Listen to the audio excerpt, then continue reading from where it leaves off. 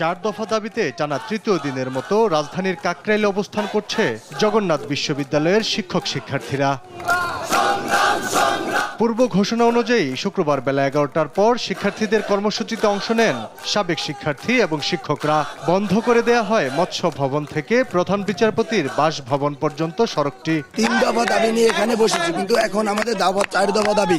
অন্তর্বর্তী সরকারের পক্ষ থেকে কোনো ধরনের দিক নির্দেশনা না আসায় দাবি আদায় না হওয়া পর্যন্ত শান্তিপূর্ণ আন্দোলন চালিয়ে যাওয়ার ঘোষণা দেন তারা। কিন্তু প্রশাসন থেকে কোনো প্রকার সাড়া পায়নি, তো আমাদের যতক্ষণ না পর্যন্ত আমরা কোনো প্রকার সাড়া না পাচ্ছি এবং আমাদের দাবিগুলো আদায় হচ্ছে ততক্ষণ পর্যন্ত আমরা এই যমুনাতে অবস্থান করব।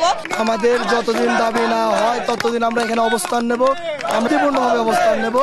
এতে যদি আমাদের হামলা করা হয়, নির্যাতন করা হয়, আমরা এখানেই বসে থাকব। শিক্ষক সমিতির সাধারণ সম্পাদক অধ্যাপক রইস উদ্দিন বলেন, দাবি বাস্তবায়নের নতুন কেন্দ্র হবে কাকরাইল মোড়।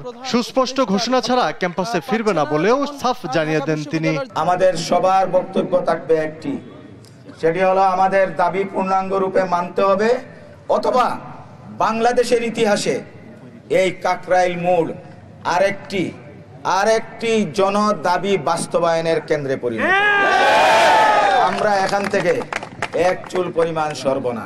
70% শিক্ষার্থীর আবাসন বৃত্তি, পূর্ণাঙ্গ বাজেট, দ্বিতীয় ক্যাম্পাস বাস্তবায়ন এবং শিক্ষার্থীদের উপর পুলিশি হামলার তদন্ত ও বিচারের দাবিতে আন্দোলন করছে জগন্নাথ বিশ্ববিদ্যালয়ের শিক্ষক শিক্ষার্থীরা।